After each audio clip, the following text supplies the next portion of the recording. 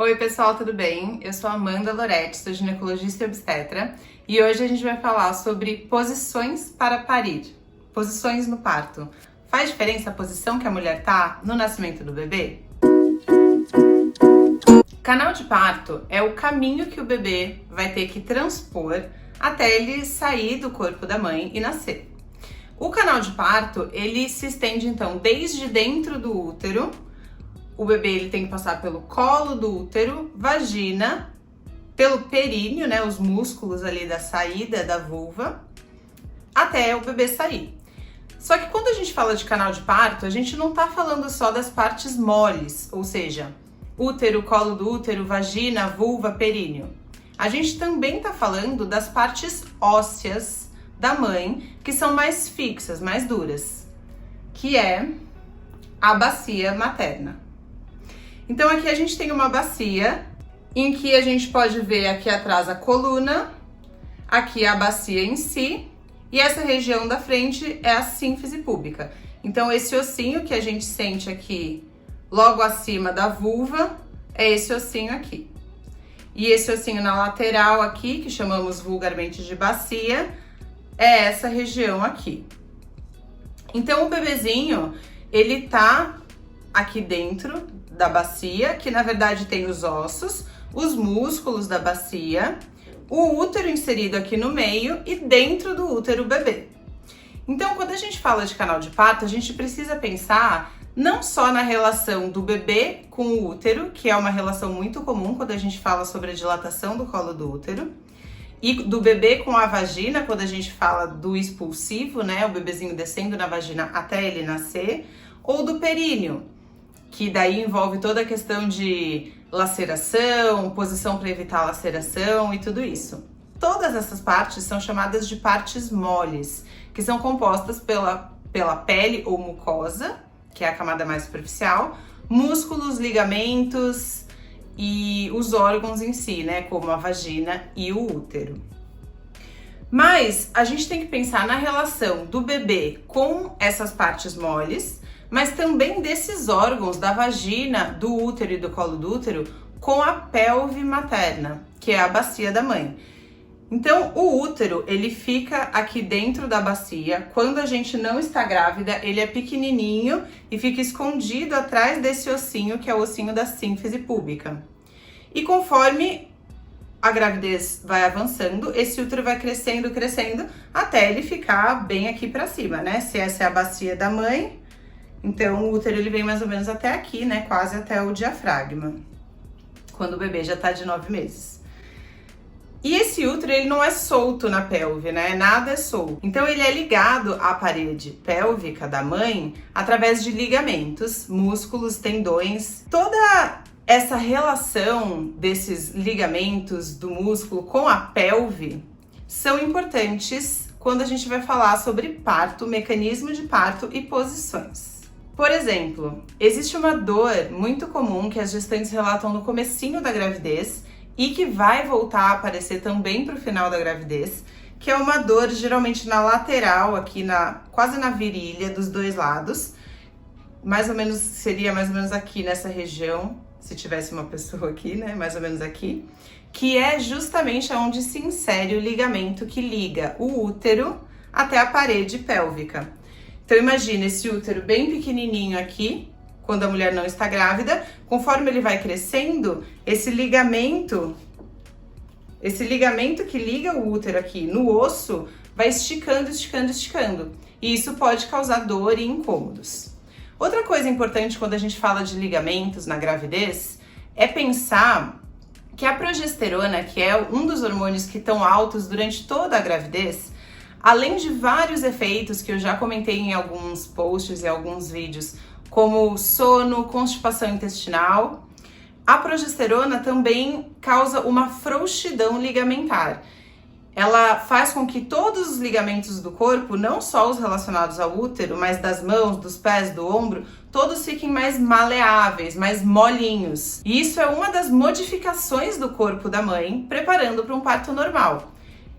Então, quando um bebê vai nascer e vai passar aqui pela bacia, a progesterona já deixou todos esses ligamentos que ligam um osso no outro ou que ligam os órgãos nas partes ósseas mais moles, permitindo uma movimentação, ó, mais ampla da bacia durante a gravidez e o parto do que em uma outra situação normal da vida da mulher fora do período gravídico. Então agora eu não tenho um bebê para mostrar aqui, mas imaginem que tem um bebê aqui com a cabecinha aqui para baixo. Tô falando de um bebê com a cabeça para baixo, mas pode ser um bebê que tá sentadinho, pélvico, é que é mais raro.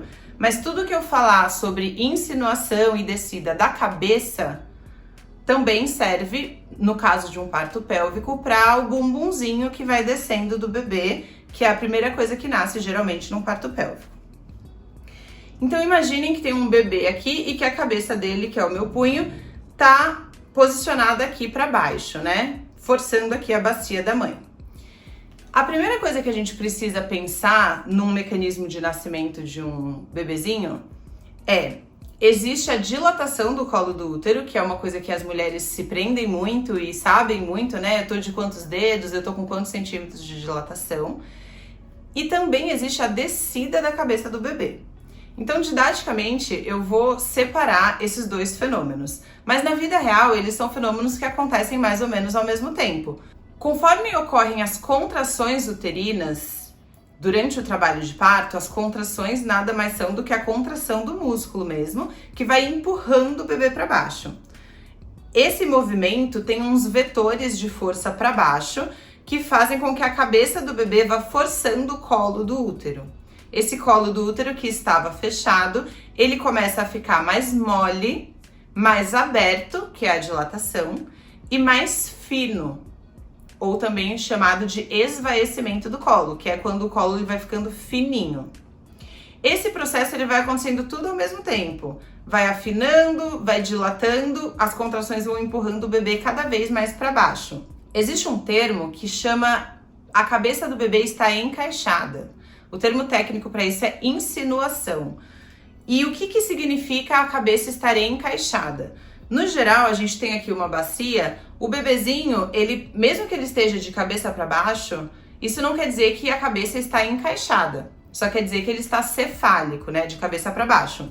A cabeça encaixada ocorre quando a cabecinha ela realmente entra dentro desse estreito, que é esse círculo aqui da pelve da mãe, que a gente chama de estreito superior da bacia. Tem um certo momento que a cabeça desce e ela encaixa aqui dentro. E nesse momento a gente fala que o bebê encaixou ou que ele está insinuado. Geralmente, quando o bebê encaixa, ele não vai subir de novo, né? Isso pode ser notado pela gestante, porque a barriga pode acontecer de descer um pouco mesmo. Antes estava com uma barriga bem aqui em cima e ela fica mais para baixo. E as gestantes também referem que sentem um grande peso na pelve, uma sensação de que, com as palavras das próprias gestantes, uma sensação de que está abrindo os ossos da pelve. E isso pode também gerar um desconforto, uma dor em peso ou umas pontadas tanto na região de baixo ventre quanto na vagina mesmo. O bebezinho ele pode encaixar só no momento do trabalho de parto, ou seja, quando já estão ocorrendo contrações de trabalho de parto, ou ele pode encaixar um pouco antes. Às vezes a gente observa bebês que já estão encaixados, mas a mulher está fora de trabalho de parto, não está com contrações naquele momento, mesmo com o bebezinho já encaixado. Não existe normal e anormal, pode ser que ele encaixe antes do trabalho de parto ou só no momento que começam as contrações. No trabalho de parto, então a cabecinha já vai estar encaixada, as contrações vão fazendo com que essa cabeça desça cada vez mais e que o colo dilate cada vez mais. Quando o colo já dilatou os 10 centímetros, que significa que na verdade esse colo ele desaparece, ele vai dilatando, dilatando até que a gente não consegue mais diferenciar o que é o útero e o que é o colo do útero. E a cabeça não tem mais nada de útero entre ela e a vagina. Nesse momento, que a gente chama de dilatação total, é quando começa o período expulsivo. O período expulsivo do parto, ele é o período onde já tem uma dilatação total e o que tem que acontecer nesse momento é a cabeça do bebê descer cada vez mais pelo canal de parto, então descer, descer, descer, até ocorrer o desprendimento da cabeça, que é quando sai a cabeça pela vulva da mãe. Quando a cabecinha do bebê encaixa, agora eu vou usar a minha cabeça. Quando a cabecinha do bebê encaixa, ela pode encaixar bem certinha, e quando eu digo certo, eu digo a posição certa dessa cabeça, desse bebê para essa mãe. Não que exista uma posição certa. Mas o bebezinho ele pode encaixar bem certinho assim, cabendo direitinho, ou ele pode encaixar com alguns desvios da cabeça. Então, em vez dele encaixar assim, por exemplo, ele encaixa um pouquinho para o lado, ou um pouquinho girado. E essas nuances de como que a cabecinha encaixa na pelve da mãe faz toda a diferença para o desenvolvimento do trabalho de parto, para o decorrer do trabalho de parto. Existem casos em que o bebê ele encaixa bem na posição que era a melhor para aquela gestante, para aquela bacia, e isso pode sim ser responsável por um trabalho de parto mais rápido, que não precise de nenhuma intervenção, que não precise de nenhum tipo de exercício ou movimentação durante o trabalho de parto, que vai acontecer meio que independente da gente, porque o bebê encaixou a cabeça direitinho. Porém, existem alguns casos em que o bebê ele encaixa a cabeça com alguns desvios, e isso pode ser responsável por um trabalho de parto um pouco mais lento, ou uma descida da cabeça um pouco mais demorada, e até precisar de alguns exercícios que podem ser feitos ali durante o trabalho de parto para tentar corrigir esses desvios quando eles estão presentes. E por que eu tô falando tudo isso de encaixar a cabeça do bebê, como que ela encaixa, desses desvios, o que isso tem a ver com posição de parto? Bom, quando a gente fala de posição de parto, eu também tô falando de posição no trabalho de parto, não só no momento que o bebê vai nascer. E o que eu quero dizer aqui é que a mulher durante o trabalho de parto, ela deve ficar se mexendo, ela deve ter liberdade para ficar na posição que ela quiser. Isso primeiro, estamos falando do trabalho de parto. Então, enquanto está acontecendo todo esse processo de dilatação do colo de útero, que estão acontecendo as contrações e a cabecinha está descendo. Tanto as organizações de obstetrícia do mundo, como a Organização Mundial de Saúde, quanto o Ministério de Saúde aqui do Brasil, quanto todos os estudos que já foram feitos quanto a esse assunto, mostram que as mulheres que ficam se movimentando durante o trabalho de parto, seja caminhando ou fazendo movimentos circulares com o quadril, sentando, levantando, agachando, fazendo movimentos circulares na bola, enfim, mulheres que têm liberdade de se movimentar conforme elas querem durante o trabalho de parto, têm uma evolução melhor do parto. Por quê? Digamos que a gente tem um bebezinho que ele tá com um pouquinho de desvio. Às vezes só dessa mulher levantar, sentar, virar de lado, virar do outro lado, ficar caminhando, ficar mexendo o quadril, só esses movimentos da bacia que a própria mulher tá fazendo junto com o útero podem ir acertando esses desvios do bebê e facilitando o progresso do bebê no canal do parto. Infelizmente, existem muitos lugares que não permitem que a mulher se movimenta ou que desencorajam esse tipo de atividade durante o trabalho de parto. E isso não é bom, isso é uma coisa que pode atrapalhar o trabalho de parto. E o mais estranho ainda de se pensar é no caso das mulheres que estão se sentindo bem, que querem se movimentar, mas que são impedidas de ter uma movimentação livre durante o trabalho de parto. Isso não é legal, isso não deve acontecer. A mulher ela tem que ter essa liberdade de movimentação durante o trabalho de parto, que pode ajudar o parto e que pode trazer mais conforto, inclusive, para os incômodos aí, para as dores que ela pode estar sentindo nesse momento. A movimentação ativa durante o trabalho de parto, especificamente nas posições mais verticais, como caminhar, ficar fazendo movimentos em pé ou sentada, né, mas não deitada, também tem um auxílio da própria gravidade de fazer com que esse bebê, o peso do bebê sob o colo do útero, sob o canal de parto, também ajude na progressão do parto. Bom, então já estamos com uma dilatação total, o colo já não existe mais e a gente está esperando a descida do bebê. Quando a cabecinha do bebê está descendo, ela vai fazendo movimentos rotacionais na bacia. Então, geralmente o bebezinho ele tá, por exemplo, olhando para cá, conforme ele desce, ele vai girando a cabeça como um parafuso conforme ela vai descendo aqui no canal do parto. Quem já viu o vídeo de parto pode já saber que geralmente o bebezinho nasce, se a mãe tiver de barriga para cima, o bebê nasce olhando para o chão, né? Então, se você tá vendo uma mulher de frente, você vai ver a nuca do bebê, né? Quando ele nascer, ele nasce geralmente olhando para o chão, e quando sai a cabeça, o bebezinho vira de lado e desprende os ombros de lado. Se você não fizer nada com a mulher e só deixar ela parindo naturalmente, o bebê ele faz sozinho essa movimentação. Então, tudo isso, essa movimentação normal que o bebê e o corpo da mãe já foi desenvolvido para fazer dessa forma, se beneficia de uma bacia livre.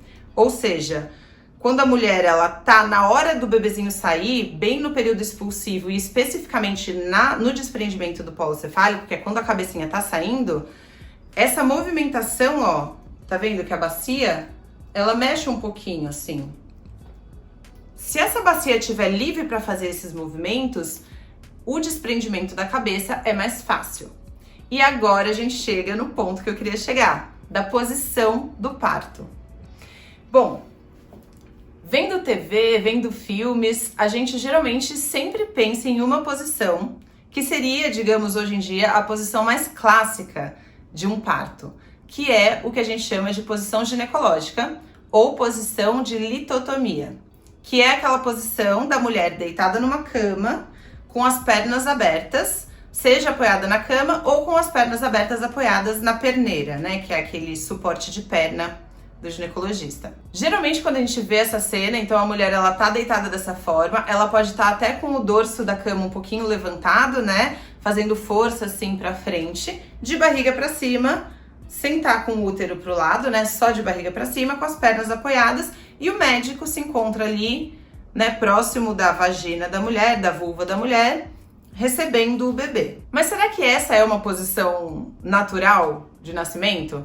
Será que a gente sempre pariu dessa forma? Não.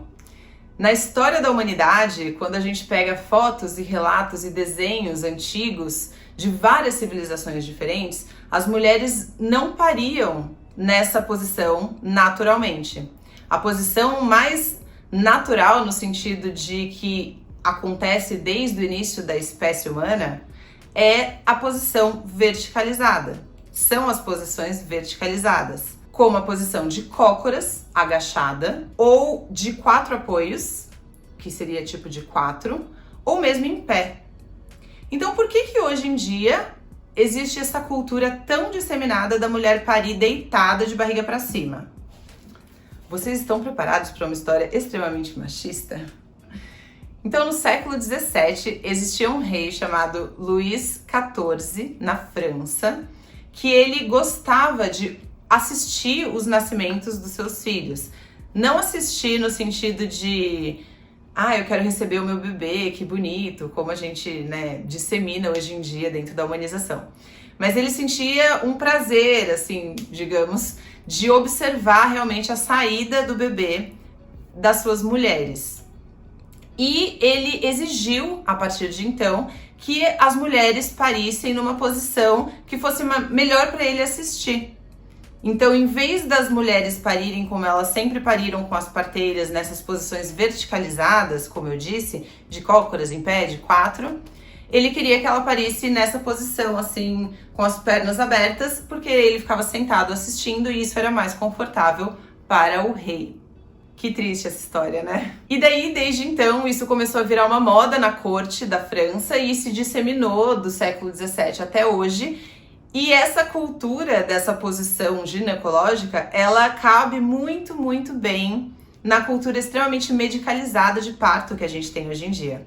Porque para um médico que está assistindo a um parto, ou como alguns médicos falam, médicos que estão fazendo o parto, é muito mais confortável você ficar sentada como eu estou aqui, num banquinho, com as mãos cruzadas, e a mulher tá aqui posicionada na sua frente, fazendo força, e você só aqui observando com luz, né, com foco de luz, sentado, tendo todos os seus instrumentos nas mesinhas aqui do lado. Isso é muito confortável para o médico.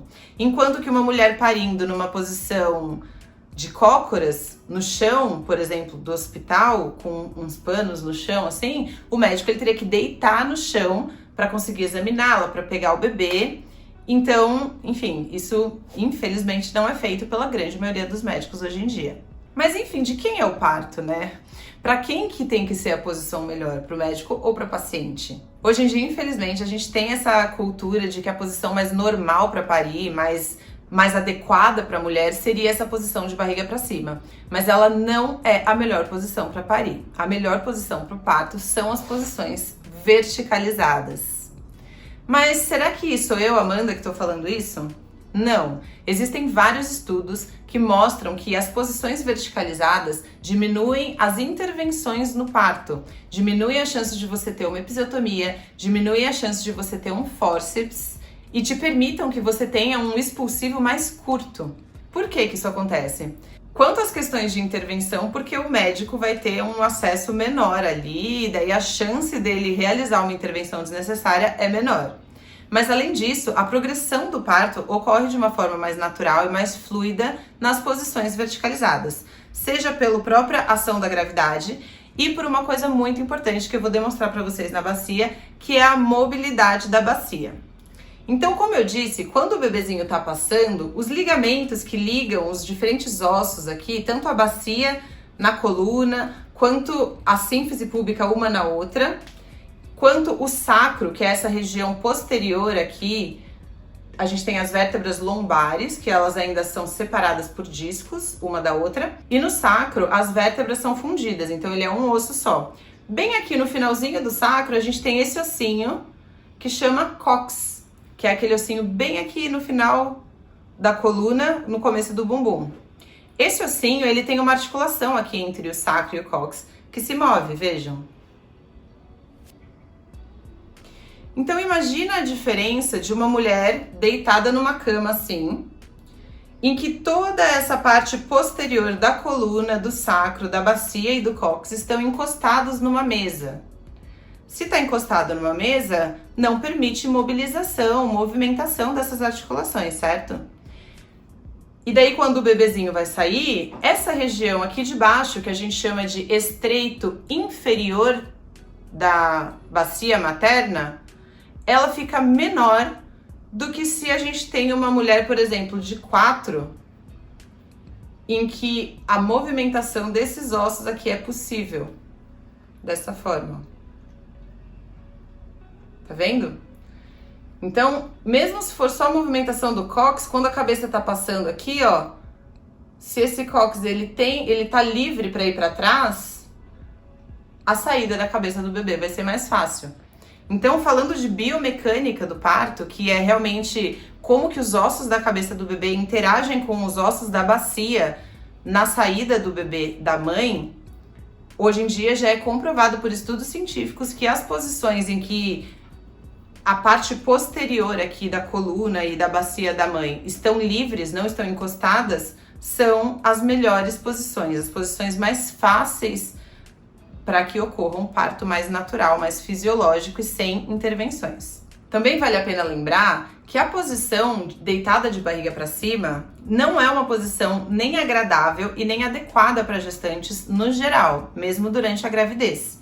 Quando a gente fica deitada de barriga para cima e tem um útero, que é o útero que tá com o bebê dentro, bem grandão, esse útero, pelo peso dele mesmo, nas outras estruturas da barriga da mãe, ele pode comprimir alguns vasos que correm aqui na barriga, particularmente uma veia grande que chama veia cava inferior, e isso pode diminuir a quantidade de sangue que chega no coração da mãe e causar sintomas como falta de ar, enjoo, tontura, sensação de desmaio e uma sensação de mal-estar no geral. Tanto que toda grávida sabe que não é muito adequado você dormir de barriga para cima. Geralmente o ideal é que você durma de barriga, com a barriga ou para um lado ou para o outro, justamente para o útero não fazer essa pressão no abdômen. Então por que uma posição que não é indicada durante a gravidez é realizada no momento do parto? Então eu conversei com vocês sobre os principais motivos pelos quais as posições verticais são mais adequadas e mais orientadas hoje em dia no parto, além da movimentação ativa da gestante durante o trabalho de parto e o parto. Mas o mais importante de tudo é que a gestante ela tem que ter liberdade de escolha dessas posições. Então, eu vou contar um pouquinho para vocês sobre quais são essas posições, porque se a mulher nem conhece elas, como que ela vai poder optar por tentar uma posição ou outra posição durante o trabalho de parto. Então é muito importante que as pessoas vejam fotos e vejam desenhos e esquemas mostrando quais são essas diferentes posições. Então a primeira posição, que é a campeã de todas aí da história, quando a gente vai olhar desenhos rupestres e desenhos antigos, tanto da Idade Média quanto bem de antigamente, ou mesmo dos índios, de diferentes locais, é a posição de cócoras. A posição de cócoras, então, é aquela posição que a mulher fica agachada, e ela pode tanto estar agachada com o peso só nas próprias pernas, como ela pode estar segurando em algo ou alguém, tentando dividir o peso das pernas com as mãos. Então essa posição ela pode ser feita com a mulher apoiando os braços em alguma pessoa e agachando, ou na própria cama e agachando, na bola e agachando, numa cadeira, enfim. Ou só estando agachada. Essa posição de cócoras é uma posição que exige uma certa flexibilidade, assim, da pessoa e força nas pernas. Hoje em dia, a gente não fica mais de cócoras nas nossas atividades do dia a dia, né? Então, a gente não tem mais o hábito de ficar muito tempo nessa posição. E daí, pensando nisso, hoje existem até banquetas, né? Que são uns banquinhos que você apoia a parte de fora do bumbum, mas que ainda tem um buraco no meio, né? Por onde o bebê nasce, por onde o períneo e a vulva da mulher ficam livres, para tentar auxiliar as mulheres a ficarem nessa posição, mesmo quando elas não conseguem ficar nessa posição só com a força das próprias pernas. Então essa posição de cócoras é a primeira posição que eu tô contando aqui pra vocês, que é uma posição verticalizada. Uma outra opção é a posição de 4 apoios, que é uma posição muito boa. Ela pode ser tanto só uma posição de 4 mesmo, com os joelhos e as 2 mãos apoiadas, mas ela também pode ser uma posição de 4 apoios um pouco mais verticalizada, se essas mãos, elas estão, em vez de estarem apoiadas na mesma altura do que os joelhos, elas estejam apoiadas em algum lugar um pouco mais alto. Por exemplo, imaginem uma cama que o dorso da cama tá alto, assim. Então a mulher, ela pode ficar com os braços apoiados aonde ela poria a cabeça, de 4, e os joelhos um pouco mais baixos. Então a mão tá mais baixa que a perna, além dela estar numa posição de 4 apoios, que é uma posição que permite a livre movimentação aqui da parte posterior da bacia, ela também tá com um pouco de apoio nos braços e tá um pouco verticalizada. Então conta aí também com a força da gravidade. E uma outra posição interessante que eu acho legal falar aqui, que não é verticalizada, mas que permite a movimentação da bacia, é a posição de lado. Então a mulher deitada de lado, com uma das pernas apoiadas na cama e a perna que tá por cima para cima, seja ela mesma segurando a própria perna ou alguém apoiando essa perna e deixando ela elevada. Dessa forma, a gestante ela tá com a bacia na lateral assim, e isso também permite essa movimentação da parte posterior da bacia e da bacia no geral. Então essas são 3 posições de cócoras, de 4 apoios e de lado, que são hoje em dia vistas como posições muito boas para parto e que devem ser dadas como opção para essa mulher escolher qual que é a posição que naquele momento ela se sente mais confortável. É importante falar que, como o mais importante é que a gestante tenha liberdade de escolha sobre a sua própria posição de parto, se ela optar a ficar com a barriga para cima, na posição ginecológica, se no momento que o bebê for nascer, essa for a posição que ela se sentir mais confortável, também não tem problema nenhum. O importante é só que não seja imposto para essa mulher que ela tem que ficar nessa posição, porque já foi mostrado que essa não é a melhor opção e que a gestante tem que ter esse direito de movimentação e de escolher a melhor posição para parir. E então, gestantes, vocês sabiam já dessas posições? Vocês sabiam que essas posições elas já foram estudadas e que a orientação dessa movimentação durante o trabalho de parto não é uma coisa que a gente fala da nossa cabeça, e sim que existe já comprovação científica desse benefício? Infelizmente, a gente vive num país, o Brasil de hoje em dia, que restringe muito os direitos das mulheres no trabalho de parto e parto. Mas vocês têm o direito de se movimentarem, têm o direito de comerem, de beberem água, enfim. Conversem com seus médicos. Quando forem visitar as maternidades, perguntem esse tipo de coisa. Se na hora do parto você tem direito a acompanhante, se você vai poder se movimentar, vai poder comer. Se na hora de parir você vai poder escolher a posição que você se sente mais confortável naquele momento. Isso é essencial e faz muita diferença para que no momento do parto você tenha uma experiência mais respeitosa, mais agradável, mais gentil com o processo do nascimento do seu bebê. Espero que vocês tenham gostado desse vídeo. Eu sei que ele é um pouco longo e um pouco detalhado sobre aí alguns mecanismos um pouco mais complexos, né, da bacia da mãe e do bebezinho passando, enfim. Se tiverem qualquer dúvida, podem deixar aqui embaixo que a gente vai conversando nos comentários. Um beijo, tchau, tchau!